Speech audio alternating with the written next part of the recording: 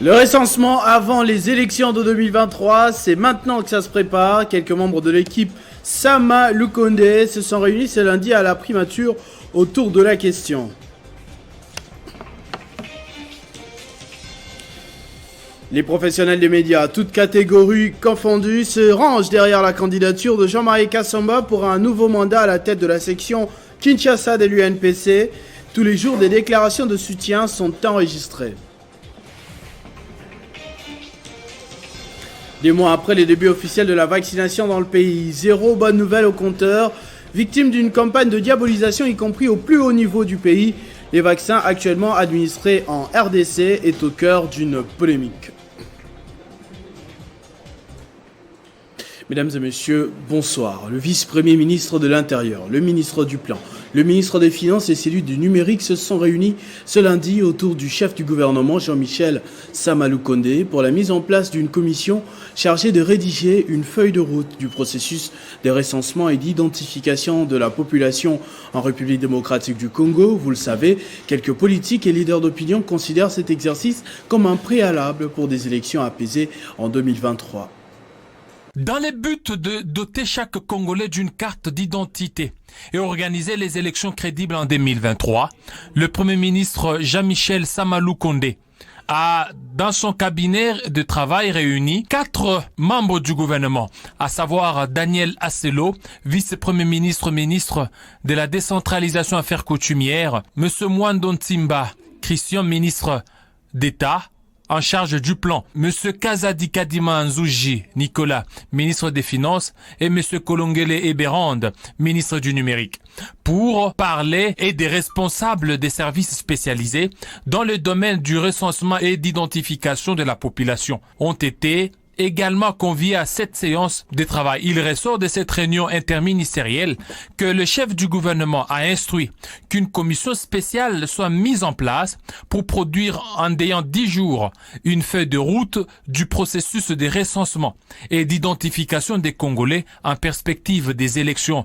de 2023. Échanger ensemble sur le processus du recensement ou de l'identification de la population congolaise, parce que tout le monde le sait, d'ici 2023 ou en 2023, le pays devra organiser les élections nationales. C'est pour cette raison très principalement que son Excellence Monsieur le Premier ministre a bien voulu nous inviter ce jour pour qu'ensemble, et les 4 ministères et le service rattaché à ces ministères-là, de manière à nous permettre au jour d'aujourd'hui de voir ce que nous devons commencer à faire. Donc il y a toute une voie à suivre et pour cette fin-là, une commission venait d'être mise en place de manière à ce que d'ici 10 jours, un cahier de charges soit soumis à son Excellence Monsieur le Premier ministre. Par cet engagement, l'on comprend bien la détermination du gouvernement des Warriors d'organiser les élections de 2023 et, avant tout, les recensements de tout Congolais.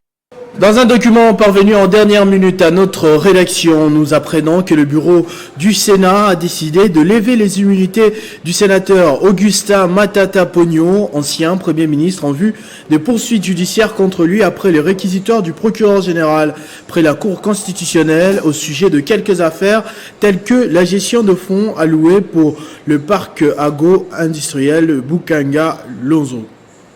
Nous apprenons au niveau de la chaîne nationale congolaise que des nouveaux mandataires ont été nommés au niveau de la Banque centrale du Congo. L'ancien gouverneur Deogracias Mutombo servira désormais comme PCA à l'entreprise Arca. C'est désormais Madame Malangu Kabedi Mboui qui est nommée gouverneur de la Banque centrale. Il s'agit d'une femme qui a déjà travaillé au niveau du Fonds monétaire international. Selon les premières informations, elle sera suivie de Monsieur Dieudonné Fikiri Alimassi et William Pambou qui sont nommés vice-gouverneurs de la Banque centrale du Congo. Il y a également monsieur Thomas Batetele, Prince Leta Katumba, Alain Kachatumbwa, Elongo Isemoli, Eliane Moukeni, Georges Chilenge, Jean Sélé Ilema, André Wameso qui sont nommés au niveau de l'administration de la Banque centrale du Congo. La presse de Kinshasa vit au rythme de l'Assemblée générale élective qui aura lieu dans quelques jours. Sans surprise, les journalistes s'alignent derrière la candidature de Jean-Marie Kassamba qui, durant son premier mandat, a su se rendre plus qu'utile pour les confrères de Kinshasa à bien d'occasions. Le directeur général de Télé 50 est soutenu au regard de son expérience, sa capacité managériale, son esprit de rassembleur qui ont permis à la corporation, dans sa branche de Kinshasa en tout cas, de vivre des années paisibles durant son mandat. Votre compétence, votre professionnalisme, vos qualités humaines, notamment votre capacité d'écoute, votre esprit d'ouverture, votre sens du dialogue, votre niveau spirituel élevé en dignité ont assuré le succès de votre mission. Jean-Marie Kassamba est effectivement porté par ses pairs. Les journalistes de la capitale congolaise veulent un poids lourd et quelqu'un qui a du répondant à la carrure de Jean-Marie Kassamba. Israël Mutombo, le célèbre présentateur de l'émission Bossolona Politique, était le premier à le faire à chaud. Nous avons trouvé en lui quelque chose. Nous avons été invités. On était obligés d'être là. Et bientôt, on dira quelque chose. Même dans Bosso, on va vous fixer. On va vous dire qu'est-ce qu'il faut faire pour ce monsieur ici. Il a fait de nous quelque chose. En contrepartie, nous sommes obligés de lui rendre l'ascenseur. Élisée Bumba, journaliste chevronné et ancien directeur général de BRTV, n'a pas tari d'éloges pour reconnaître les mérites et compétences de son aîné, Kassamba. Tu es un homme très compétent et moi je pense que au-delà même de la tête de la corporation, tu peux assumer d'autres postes plus importants, toujours régissant notre corporation. Mais pour le moment, contentons-nous de ce que Dieu nous donne. La tête de la corporation de l'UNPC, il faut Yondo Simbango. Moi, tu as tout mon soutien et nous allons vraiment te soutenir. Déjà, de toutes les manières, tu sais que depuis longtemps, tu m'as beaucoup soutenu. À l'époque, à BRT, avant même BRT, tu m'as beaucoup soutenu. Et j'ai vraiment... tu es toujours dans mon cœur. Jésus Beledou, Paul Tossoua et les autres journalistes membres de l'association COGEC se sont d'ailleurs exprimés en lingala, justement, pour faciliter la compréhension de ceux qui ne comprennent pas encore les enjeux. Voilà, nous avons préparé comment le président Jean-Marie Kassamba Azonga le sous-président et NPC Kinshasa. Voilà. Donc il peut placer tout ça dans le monde dans sa bandite. Zwabilo, Kassamba président. Zwabilo. C'est Paul Tossoua. Ouais, Kassamba, mandat malo, masolo normal. Voilà. Profession, tu vois, tu as beaucoup à tâtonner. Non. Très jaloux à la profession à Bissou. Pour la ville-province de Kinshasa, M. Jean-Marie Kassamba. Donc, Yeyo. Le 9, où tu as la distraction. Hein? JMK Yeyo. Nous avons soutenu JMK, donc pas de polémique, quoi. Hein? Ozoya, mais au Salanine.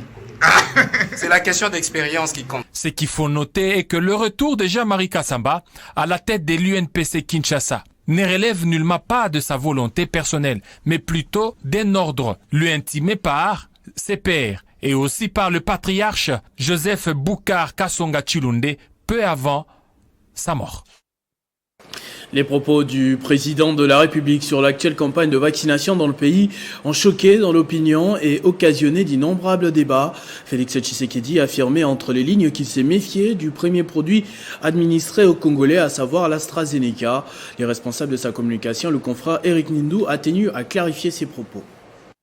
Le président Félix-Antoine Tshisekedi Tshilombo est un fervent promoteur de la vaccination en tant que recommandation de santé publique. L'organisme africain de contrôle et de prévention des maladies a validé le vaccin AstraZeneca. Les autorités congolaises l'ont aussi validé. C'est pourquoi ce vaccin est d'usage au Congo et de nombreuses personnes se font vacciner. Pas suffisamment, bien sûr, mais de nombreuses personnes se font vacciner. Maintenant, sur un autre plan, le président a dit sur un plan personnel que lui avait eu des doutes sur ce vaccin Et sur le plan personnel, le président a dit qu'il attendrait, et ça va se faire de manière imminente, l'arrivée en RDC d'autres lots de vaccins. Et qu'à ce moment-là, quand il y aura une panoplie plus large, lui se fera vacciner. Le vaccin, ce n'est pas une obligation légale, c'est une recommandation. Chacun est libre de choisir de se faire vacciner ou pas. Le gouvernement militaire du Nord Kivu a annoncé des nouvelles mesures pour lutter contre la troisième vague de la pandémie de coronavirus. Justement, il s'agit entre autres d'un couvre-feu entre 22h et 5h ou encore la fermeture des boîtes de nuit et discothèques comme c'est déjà le cas à Kinshasa. C'était à l'issue d'une réunion du comité provincial de sécurité. Il a été décidé l'instauration d'un couvre-feu dans la province à partir du 24 juin 2021. Et ce qui a été constaté, c'est que ce couvre-feu n'est pas respecté par la population. Pour le territoire de Beni, par exemple, le couvre-feu commence à 21h et se termine à 5h du matin. Ça, c'est pour le territoire de Beni. Le territoire et la ville de Beni. Et on a ajouté aussi la ville de Butembo. Pour le reste de la province, le couvre-feu commence à 22h pour se terminer à 5h du matin.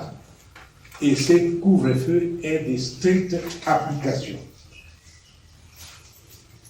Je l'ai dit tout à l'heure, en ce qui concerne la ville de Beni, de Goma plutôt, en ce qui concerne la ville de Goma, il est constaté la non-application des mesures prises par l'autorité provinciale dans le cadre de ce couvre-feu. À cet effet, il est porté à la connaissance de l'opinion en général et surtout de l'ensemble de la population de la ville de Goma et des environs que le couvre-feu, comme je viens de le dire, sera effectif et de stricte application tous les jours de 22h à 5h du matin. Le coordonnateur du Front Patriotique 2023, Simbikai, propose un remaniement dans le gouvernement en vue de la mise en place d'une nouvelle coalition gouvernementale 100% Fachi, dit-il. L'objectif est, en croire le fondateur de FP 2023, de donner au pays une équipe gouvernementale correctement alignée derrière la vision du chef de l'État. Après la dernière sortie médiatique du chef de l'État, nous avons vu beaucoup de critiques contre lui dans les réseaux sociaux, dans les médias. Le Front Patriotique a fait le monitoring. Il s'est rendu compte qu'il y a des forces politiques qui sont au gouvernement, mais qui envoient leurs gens, leurs communicateurs, s'attaquer au chef de l'État pour tenir son image. C'est qu'il y a la bonne guerre, étant donné que apparemment dans ce gouvernement, l'Union sacrée, c'est une vision de gestion chef de l'État. C'est paradoxal qu'on soit dans cette vision de gestion, mais qu'on est à l'idée au finish de pouvoir s'affronter aux élections. Ce qui fait que ceux qui ont leur candidat président de la République, plus le chef de l'État est attaqué, plus son image est ternie, eh bien mieux ça vaut pour leur candidat. C'est comme ça nous pensons, nous, au Front Patriotique 2023. Il faut qu'on en arrive à une coalition gouvernementale 100% Fachi qui va défendre le bilan du président de la République afin de pouvoir, n'est-ce pas, solliciter un second mandat du peuple plutôt que d'être avec un gouvernement dans lequel il y a aussi l'opposition, où il y a aussi les membres du gouvernement qui critiquent le président de la République. Et que vous verrez que quand le chef d'État est attaqué, il n'y a que l'UDPS et le Front Patriotique 2023 qui essaient de récrater les choses, ce qui n'est pas normal. Voilà. Préparer l'audit de l'Organisation de l'aviation civile africaine OACI 2022, c'est l'objectif des assises sur la feuille de route sur cette question lancée par le ministre des Transports, Voies des Communications et Désenclavement, Chérubin Okende. Ces travaux lancés par le ministre de Transport et Voies de Communication, Chérubin Okende Senga, vont permettre à la République démocratique du Congo de se préparer pour que son système de l'aviation civile soit bien coûté par les experts de l'OACI qui seront en RDC du 31 août au 12 septembre 2022. Le Congo, qui affichait 51% de taux de réalisation de normes internationales lors du dernier audit en novembre 2018, veut dépasser la moyenne mondiale de plus de 65%, tel est le vœu du ministre des Transports, voies de communication et de désenclavement. Et pour atteindre cet objectif, Chéribin Okende a donné les orientations claires aux experts pour qu'à l'issue de ces travaux, la RDC soit prête avec une feuille de route qui reflète ce grand pays. En toute responsabilité, nous devons réaliser que la République démocratique du Congo a des défaillances. Des défaillances qui justifient que nous soyons maintenus dans cette liste-là. Mais alors, personnellement, en tant que ministre, je suis encouragé par les efforts qui ont été déployés depuis un certain temps. Aujourd'hui, nous sommes à 51% de taux de réalisation des exigences de conformité telles que cela est imposé à tous les États par l'OACI. Il va falloir que nous atteignions au moins 65% pour que nous prétendions répondre aux normes fixées par l'Organisation de l'aviation civile internationale. Toutes les parties prenantes, notamment l'autorité de l'aviation civile, la régie des voies aériennes, Congo Airways, ainsi que quelques experts du cabinet du ministre des Transports, prennent part à ces travaux. Le ministre national du Tourisme, Monero Simba, a, dans le cadre d'un séjour de travail dans la province du Congo central, visité plusieurs sites touristiques de la place, en compagnie de la maire de la ville de Boma, Marie-Josée Niyongo. En séjour de travail au Congo central, le ministre national du Tourisme, Monero Simba, a visité plusieurs sites touristiques de cette partie de la République démocratique du Congo. Il était question pour le ministre national du Tourisme de faire un état de lieu de son secteur. Nous profitons de ce séjour pour faire un état des lieux de mon secteur et examiner comment relancer des travaux pour réhabiliter quelques sites touristiques de la ville de Boma. J'ai reçu la note de l'ICSN sur les conditions techniques pour la réouverture de la plage, ça veut dire des canons rapides, une tour de contrôle pour le maître nageur et un investissement qui tourne autour de $50 000 que j'ai accepté de financer comme ministre de tutelle du tourisme, mais malheureusement que les mesures Covid n'autorisent pas l'ouverture des plages. Donc ça veut dire que nous allons profiter durant cette période de mesures Covid de reconstruire quelques bars en matériaux dégradables. Nous voulons vraiment rendre les parcs fréquentables en mettant en place quelques dispositifs d'accueil et nous allons travailler que ces parcs-là soient rentables par rapport au circuit touristique du Congo central. Avant son retour à Kinshasa, la capitale, le ministre national du Tourisme, Monero Simba, a conféré avec le gouverneur du Congo central. Question d'évaluer la situation touristique de ces coins de la RDC. C'est un joli coup de filet des FARDC à Ouamba, dans la province du Haut-Tuélé. Après plusieurs incursions depuis 2019, 5 malfaiteurs ont été appréhendés à Mambati, juste après leur dernier forfait commis du 5 au 6 juin dernier. Ils ont été présentés ce lundi au gouverneur de province, Basséane Nanga Christophe. C'est un joli coup de filet des forces armées congolaises dans le territoire de Ouamba. Après avoir remonté le moral des troupes comme dans ses habitudes, Christophe Basséananga a aujourd'hui un résultat palpable.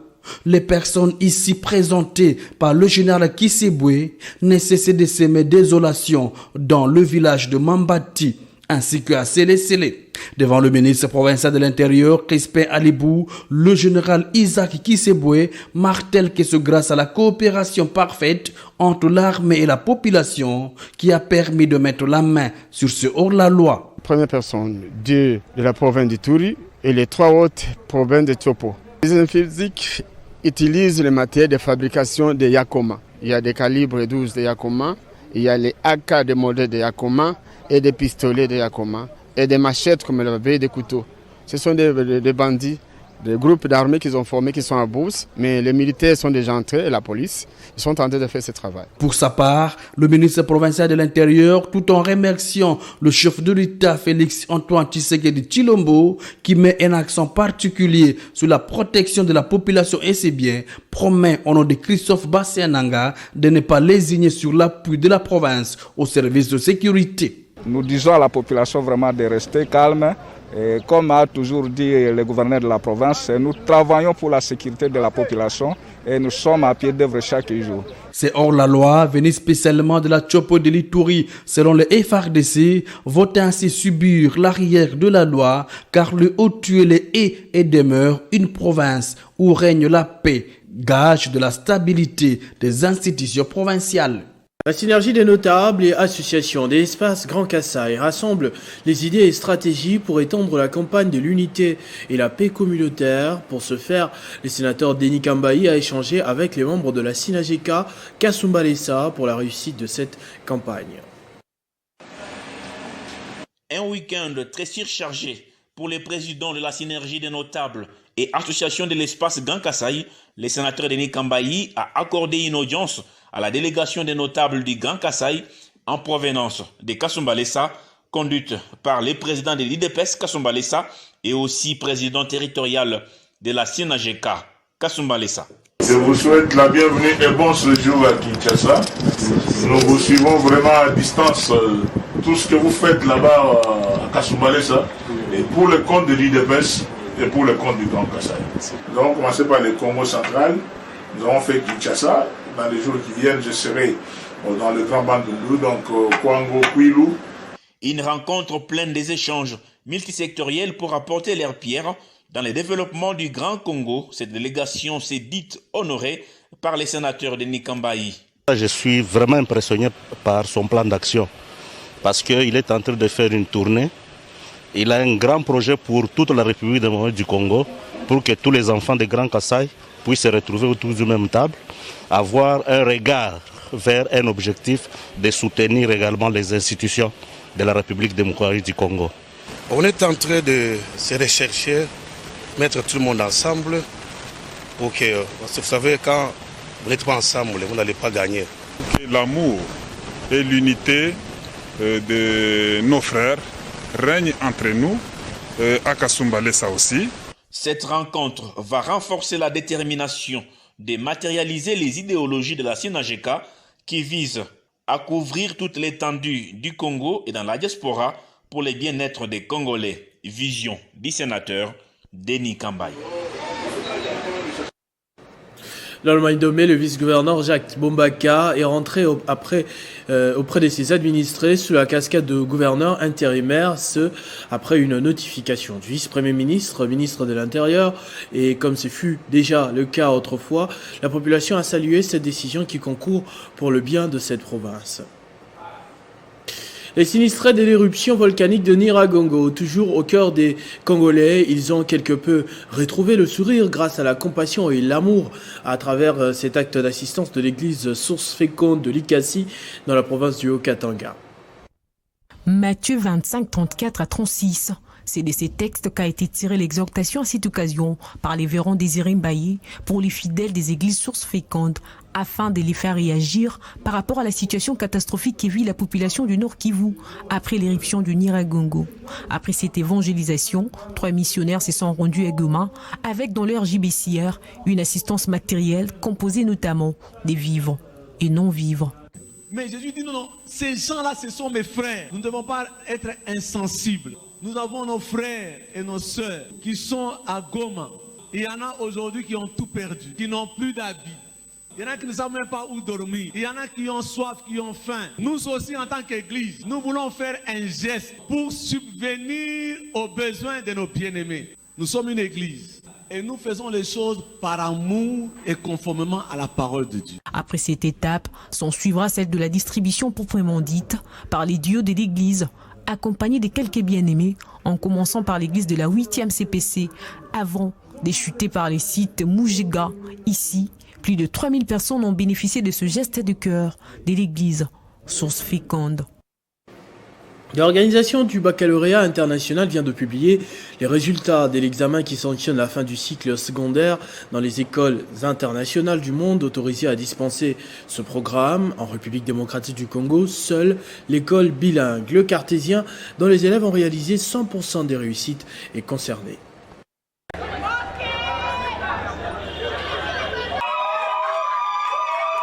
C'est ce lundi 5 juillet 2021 que l'organisation du baccalauréat international a publié les résultats de l'examen du diplôme du baccalauréat pour marquer la fin du cycle secondaire dans les écoles internationales du monde qui dispensent ce programme. En République démocratique du Congo, une seule école est concernée. Il s'agit de l'école internationale bilingue des Cartésiens, dont les élèves ont réalisé 100% des réussites, avec l'élève Tabita qui a fait grande distinction avec 84,4%. Je suis très content d'abord de mes enseignants, parce que ce n'est pas un jeu d'enfant. C'est pas un jeu d'enfant l'examen du baccalauréat international. C'est pas un jeu d'enfant. Ça fait 2 ans de suite que le cartésien fait les 100% des résultats, avec le première fois qui a 30 sur 42. Donc le cartésien défend bien l'enseignement congolais à travers le monde. Nos élèves qui ont eu leur diplôme l'année passée ont été admis aux États-Unis, au Canada. Nous recevons de très bons témoignages des universités. Donc je suis content, je félicite les élèves, la direction, les enseignants. C'est une grande première pour l'Arc du Congo. Je suis très content d'être celui qui a introduit ces programmes en RDC. Les élèves n'ont pas caché leur satisfaction. Là, on est vraiment estomaqués, on est vraiment joyeux. En plus, une réussite de 100%. Nous remercions déjà tous nos professeurs, notre promoteur qui nous ont vraiment beaucoup soutenus parce que sans eux, on ne serait pas là. Il s'est des signalé que 2 ans de suite, les élèves du cartésien ont réussi à 100% à cet examen du diplôme du baccalauréat international et poursuivent leurs études dans les grandes universités d'outre-mer. Ce journal est terminé, je vous en rappelle tout de suite les principaux titres. Le recensement avant les élections de 2023, c'est maintenant que ça se prépare. Quelques membres de l'équipe de Samalou Kondé se sont réunis ce lundi à la primature autour de la question. Des mois après les débuts officiels de la vaccination dans le pays, zéro bonne nouvelle au compteur.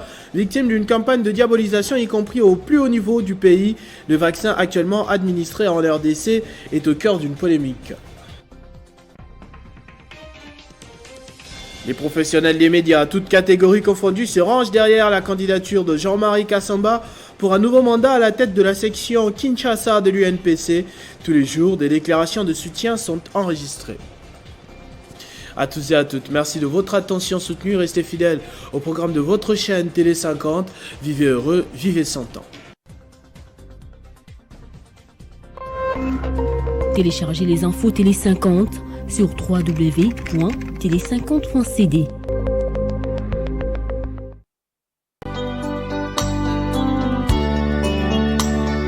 La famille Biwata a la profonde douleur d'annoncer les amis et connaissances les décès de leurs frères, pères, grands-pères et oncles. Papa Biwata, Swala Joachim, chef coutumier du groupement Kimobo, secteur des Manzasaye, territoire des Bagata, et président de l'UCTA, directeur au sein du CECOP, ancien coordonnateur SP des écoles conventionnées catholiques et ancien président de l'UREBAND. Mort survenue à Kinshasa le 1er juillet 2021 à 4 heures aux cliniques universitaires de Kinshasa. Le deuil se tient à la résidence familiale 6 sur avenue Bolumba, numéro 5 bis, quartier 3 dans la commune d'Indjili. Référence Régie des eaux. Le programme des funérailles se présente comme suit. Vendredi 9 juillet 2021 à 7h30, départ de la résidence pour la morgue des cliniques universitaires de Kinshasa. À 9h juste, arrivée à la morgue et mise en bière. À 9h30, exposition de la dépouille, suivie de l'oraison funèbre au même endroit. À 11h30, levée du corps pour l'enterrement au cimetière des Nécropoles 1, entre ciel et terre, suivi du bain de consolation à la résidence familiale. La cérémonie se déroulera dans le strict respect des mesures barrières contre la Covid-19. Jérusalem.